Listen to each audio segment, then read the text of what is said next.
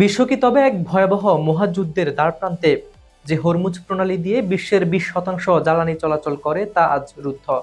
তেলের দাম আকাশচুম্বী। আর ঠিক এই মুহূর্তে এক রহস্যময় মিশনে পাকিস্তানের রাজধানী ইসলামাবাদে পা রাখছেন মার্কিন ভাইস প্রেসিডেন্ট জেডি ভ্যান্স।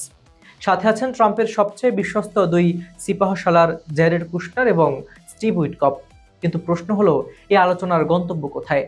একদিকে ট্রাম্পের কঠোর নৌ অবরোধ, আর অন্যদিকে ইরানের সাফ কথা, অবরোধ না তুললে কোনো আলোচনা নয়। এর মাঝেই দাবার চালে নতুন মাত্রা যোগ করেছে চীন। শোনা যাচ্ছে বেইজিং এর অত্যাধুনিক স্পাই স্যাটেলাইট এখন তেহরানের হাতে, যা দিয়ে মার্কিন ঘাঁটিতে নিখুঁত হামলার ছক কষছে ইরান। পাকিস্তান কেন এই আলোচনার কেন্দ্রবিন্দু? চীন কি সত্যি আড়াল থেকে কলকাঠি নাড়ছে? আর সাধারণ মানুষের পকেটে এর প্রভাব কতটা ভয়ঙ্কর হতে যাচ্ছে?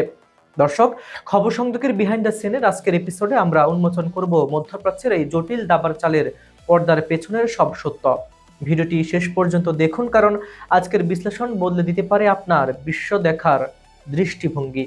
বন্ধুরা, একটি ঘোষণা: আপনার ব্যবসা বা প্রতিষ্ঠানকে আরো বড় পরিসরে নিয়ে যেতে চান? আপনার ব্র্যান্ডকে তুলে ধরুন হাজার হাজার মানুষের সামনে, সহজে এবং দ্রুত। নতুন গ্রাহক খুঁজছেন? বিক্রি বাড়াতে চান? অনলাইনে শক্ত অবস্থান গড়ে তুলতে চান? তাহলে আর দেরি কেন? আজই আমাদের সঙ্গে যোগাযোগ করুন। নাম্বার দেওয়া আছে ডেসক্রিপশনে। আপনার সফলতার যাত্রায় আমরা আছি আপনার পাশে।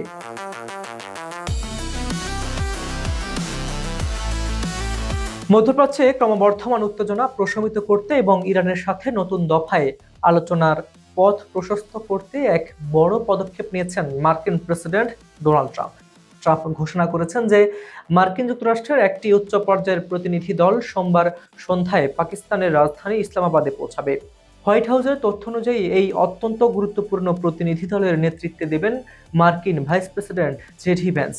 এই সফরে তার সঙ্গে থাকছেন ট্রাম্পের বিশ্বস্ত উপদেষ্টা স্টিভ উইটকফ এবং জ্যারেড কুশনার, যারা এর আগেও তেহরানের সাথে কূটনৈতিক যোগাযোগ বজায় রাখতে গুরুত্বপূর্ণ ভূমিকা পালন করেছেন। তবে এই আলোচনা এখনো অনিশ্চয়তার মেঘে ঢাকা, কারণ তেহরান এই বৈঠকে অংশগ্রহণের বিষয়টি এখনো নিশ্চিত করেনি।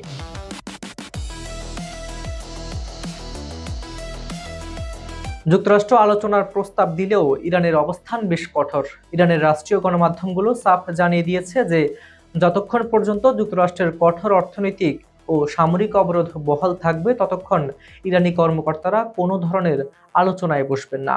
দেশটির পররাষ্ট্র মন্ত্রণালয়ের মুখপাত্র ইসমাইল বাঘাই স্পষ্টভাবে বলেছেন যে এই মুহূর্তে পরবর্তী কোনো আলোচনার পরিকল্পনা বা সিদ্ধান্ত তাদের নেই।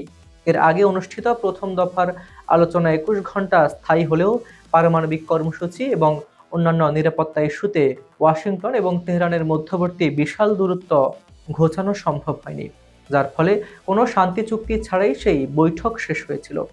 হরমুজ প্রণালীতে অচল অবস্থা ও চীনের উদ্বেগ। বিশ্বের সবচেয়ে গুরুত্বপূর্ণ বাণিজ্যিক জলপথ হরমুজ প্রণালী বর্তমানে সংঘাতের কেন্দ্রে পরিণত হয়েছে। গত শনিবার ইরান এই প্রণালীটি বন্ধ করার ঘোষণা দেওয়ার পর থেকেই বৈশ্বিক নৌ বাণিজ্যে স্থবিরতা নেমে এসেছে। এমন পরিস্থিতিতে চীনের প্রেসিডেন্ট শি জিনপিং সৌদি যুবরাজ মোহাম্মদ বিন সালমানের সাথে এক ফোন আলাপে গভীর উদ্বেগ প্রকাশ করেছেন। চীনা প্রেসিডেন্ট হরমুজ প্রণালীতে জাহাজের স্বাভাবিক চলাচল বজায় রাখার উপর জোর দিয়েছেন। তিনি মধ্যপ্রাচ্যের বর্তমান সংঘাত নিরসনে একটি সর্বাত্মক যুদ্ধবিরতির আহ্বান জানিয়েছেন এবং সমস্যার সমাধানে রাজনৈতিক এবং কূটনৈতিক পথ অবলম্বনের জন্য বিশ্ব নেতাদের প্রতি অনুরোধ জানিয়েছেন।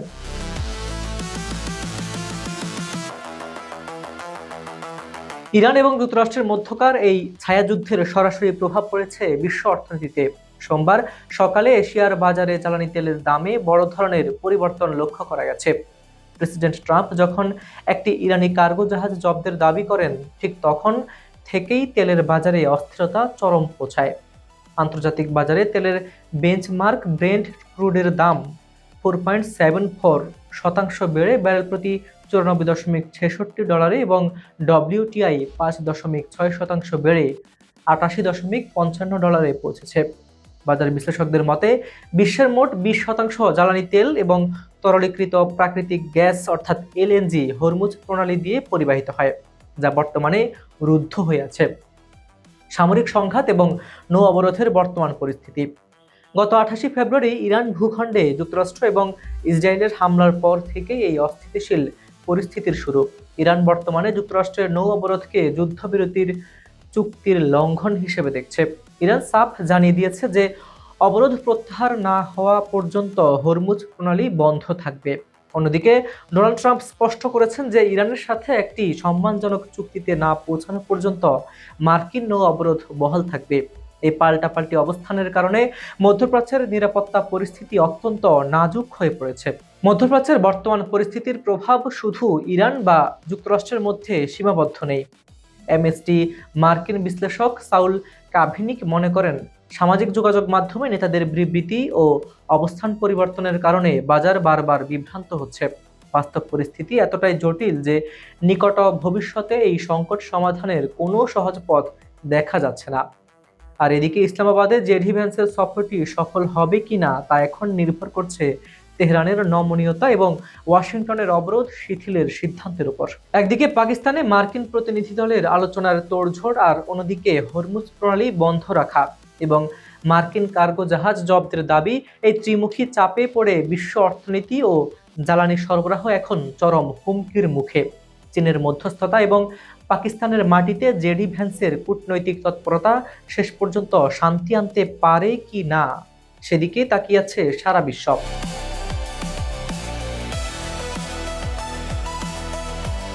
মধ্যপ্রাচ্যের ভূ রাজনীতিতে বর্তমানে এক নাটকীয় পরিবর্তন লক্ষ্য করা যাচ্ছে, যার মূলে রয়েছে ইরান এবং চীনের মধ্যকার গভীরতর সামরিক এবং প্রযুক্তিগত সংঘাত। অর্থাৎ সাম্প্রতিক গোয়েন্দা প্রতিবেদন অনুযায়ী চীনের উচ্চ ক্ষমতা সম্পন্ন স্যাটেলাইট প্রযুক্তি ব্যবহারের ফলে ইরানের ক্ষেপণাস্ত্র এবং ড্রোন হামলার সক্ষমতা এখন আগের চেয়ে অনেক বেশি নিখুঁত এবং বিধ্বংসী হয়ে উঠেছে। এই প্রযুক্তিগত সমন্বয়ে মধ্যপ্রাচ্যে পশ্চিমা দেশগুলোর প্রতিরক্ষা বলয়কে নতুন করে ভাবিয়ে তুলছে। ফাঁস হওয়া বিভিন্ন গোপন নথির তথ্য মতে ইরান চীনের আর্থ আই নামক একটি বেসরকারি প্রতিষ্ঠানের তৈরি TEE-01B নামক স্পাই স্যাটেলাইটের নিয়ন্ত্রণ লাভ করেছে। এই উপগ্রহটি 0.5 মিটার রেজোলিউশনের অত্যন্ত উচ্চমানের এবং স্বচ্ছ ছবি পাঠাতে সক্ষম। ইরানের নিজস্ব স্যাটেলাইট প্রযুক্তির তুলনায় এটি প্রায় 10 গুণ বেশি শক্তিশালী। এর মাধ্যমে ইরানি সামরিক কমান্ডারেরা মার্কিন এবং তাদের মিত্রবাহিনীর ঘাঁটিগুলোর রিয়েল টাইম বা তাৎক্ষণিক তথ্য সংগ্রহ করতে পারছে, যা যুদ্ধের ময়দানে তাদের কয়েক ধাপ এগিয়ে রাখছে। প্রতিরক্ষা বিশ্লেষকদের মতে আগে ইরানের ক্ষেপণাস্ত্র বা ড্রোনের লক্ষ্যবস্তু অনেক ক্ষেত্রে বিচ্যুত হওয়ার সম্ভাবনা থাকলেও এখন সেই চিত্র বদলে গেছে। চীনের নিজস্ব নেভিগেশন সিস্টেম বেইদু এবং উচ্চমানের ইমেজিং স্যাটেলাইটের সমন্বয়ে ইরান এখন পিন পয়েন্ট অ্যাকুরেসি বা নিখুঁতভাবে আঘাত হানতে পারছে। আর এদিকে জর্ডানের মুওয়াফফাক সালতি বা সৌদি আরবের প্রিন্স সুলতান এয়ারবেজের মতো স্পর্শকাতর স্থানে সাম্প্রতিক নজরদারি ও হামলার সফলতার পেছনে এই সমন্বিত প্রযুক্তির বড় ভূমিকা রেখেছে বলে মনে করা হচ্ছে। এই স্যাটেলাইট ব্যবস্থার মাধ্যমে ইরান কেবল হামলার পরিকল্পনা নয়, বরং হামলার পরবর্তী ক্ষয়ক্ষতি নিরূপণ বা ব্যাটল ড্যামেজ অ্যাসেসমেন্ট অত্যন্ত দ্রুততার সাথে করতে পারছে। সামরিক বিশ্লেষকরা একে চীনের পক্ষ থেকে এক ধরনের ডিজিটাল যুদ্ধ হিসেবে অভিহিত করেছেন। সরাসরি যুদ্ধক্ষেত্রে উপস্থিত না থেকেও চীন তার প্রযুক্তির মাধ্যমে ইরানের সামরিক সক্ষমতাকে বহুগুণ বাড়িয়ে দিয়েছে, যা পরোক্ষভাবে এই অঞ্চলে ইরানের সমর্থিত গোষ্ঠী বা প্রক্সি গ্রুপগুলোর শক্তিও বৃদ্ধি করছে। এই ঘটনা প্রবাহের প্রতিক্রিয়ায় মার্কিন প্রেসিডেন্ট ডোনাল্ড ট্রাম্প তীব্র হুঁশিয়ারি উচ্চারণ করেছেন। তিনি স্পষ্ট জানিয়েছেন, ইরানকে কোনো দেশ সামরিক বা প্রযুক্তিগত সহায়তা দিলে তাদের ওপর কঠোর বাণিজ্যিক নিষেধাজ্ঞা আরোপ করা হবে। যদিও বেইজিং এই ধরনের প্রতিবেদনকে ভিত্তিহীন এবং রাজনৈতিক উদ্দেশ্যপ্রণোদিত বলে উড়িয়ে দিয়েছে, তবে বাস্তবতা বলছে মহাকাশ প্রযুক্তিতে চীনের ক্রমবর্ধমান আধিপত্য এবং ইরানের সাথে এই স্যাটেলাইট কূটনীতি পশ্চিমা দেশগুলোর দীর্ঘদিনের নিষেধাজ্ঞাকে অনেকাংশেই অকার্যকর করে দিয়েছে। বন্ধুরা, দিন শেষে প্রশ্নটা শুধু তেলের দাম বা হরমুজ প্রণালীর অবরোধ নিয়ে নয়। এখন প্রশ্নটা হলো, আমরা কি তবে নতুন এক বিশ্ব ব্যবস্থার সাক্ষী হতে যাচ্ছি, যেখানে ওয়াশিংটনের হুঙ্কার আর তেহরানের জেদকে ছাপিয়ে বেইজিংয়ে স্যাটেলাইট প্রযুক্তির যুদ্ধের গতিপথ ঠিক করে দিচ্ছে? ইসলামাবাদে জেডি ভ্যান্সের এই সফর কি শান্তির বার্তা আনবে, নাকি মধ্যপ্রাচ্যের এই দাবার চালে এটি কেবলই এক নতুন চাল যা বিশ্বকে আরো বড় কোনো ধ্বংসের দিকে ঠেলে দেবে? উত্তরটা হয়তো সময়ের গর্ভে লুকিয়ে।